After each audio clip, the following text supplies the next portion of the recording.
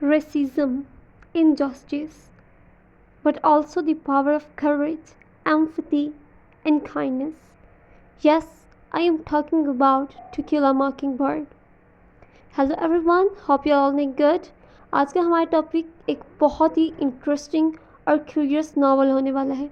इस वीडियो में हम इसका इंट्रो, की फैक्टर्स और समरी को डिस्कस करेंगे। इंट्रोडक्शन।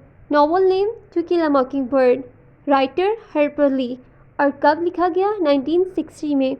ये नावल किन चीज़ों को एक्सप्लोर करता है? इंसाफ को, नस्ल परस्ती को, और एम्पैथी, मेहरबानी को, और काइंडनेस को भी।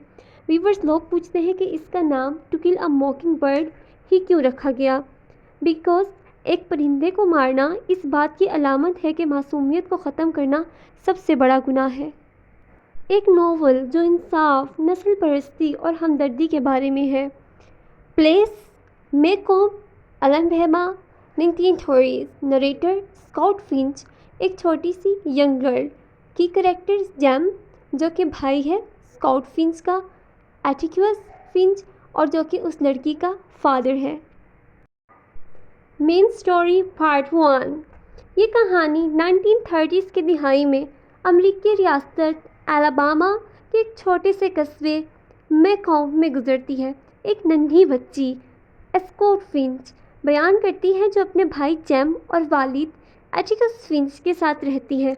शुरू में स्काउट और जेम अपने पुरस्कार हमसाए बो रैडली के बारे में तजस्सुस रखते हैं, बिकॉज़ वो कभी घर से बाहर नहीं निकलता।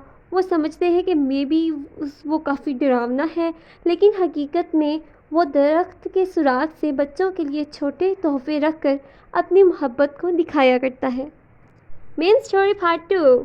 असल कहानी तब शुरू होती है जब एटिक्यूस कौन?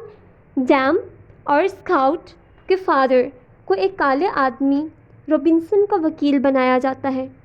टॉम रॉबिन्सन पर इल्ज़ाम है कि इसने एक गरीब सफ़ेद फार्म लड़की मी एलाऑल से ज़्यादती की है। मुकदमे में एटिक्यूस साबित कर देता है कि टॉम बेकसूर है।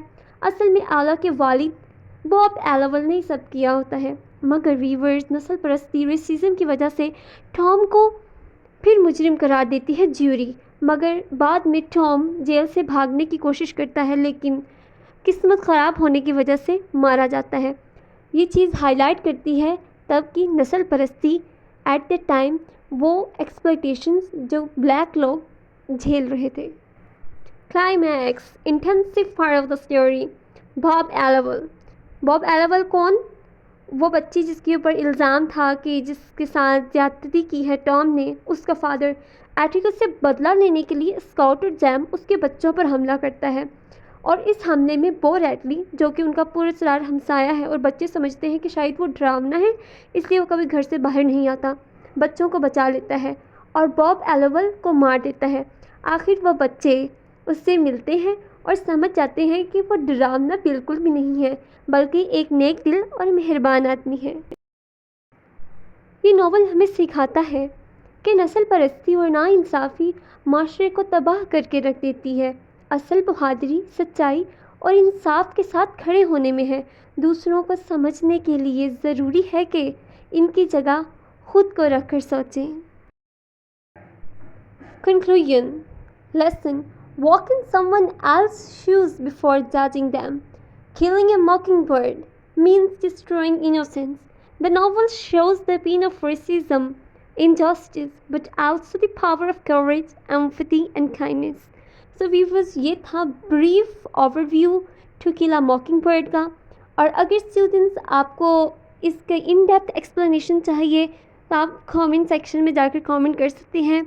As usual, I am always here to help you.